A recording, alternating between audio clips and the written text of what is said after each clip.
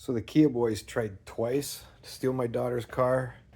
First time they broke a window and then they got scared off. Second time they went in this way with a big screwdriver. I'll have to get a new door. But I see a lot of videos on how to change the ignition switch, but nothing about when they break the whole thing off. Like this is snapped off. I can't just replace the lock or the switch. I have to replace that off of the column, and that doesn't come out very well, and I can't find videos on how to do that. So I'm going to show you how to get that out. You have to get those two rivets. Actually, they're bolts, but they don't have anything to hold on to. So we're going to grind a slot in them and take them out with a screwdriver.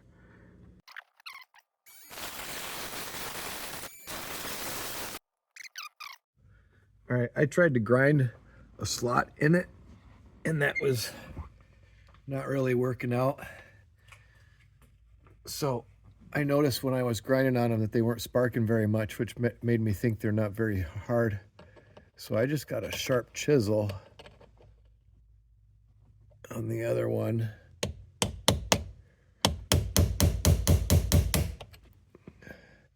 And I was able to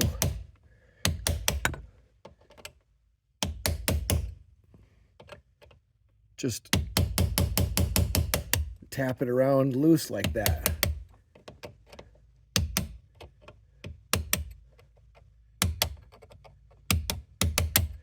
I should be able to get it out far enough to get it with some pliers in a minute. Well, that was way easier than grinding it, and I think that'll be a simpler solution when I get to the junkyard and I have to get another one out, because now is it just loose now? Oh, look at that. Perfect. All right, that's how you do it. Take it apart, fix it. Stupid Kia boys, freaking jerks.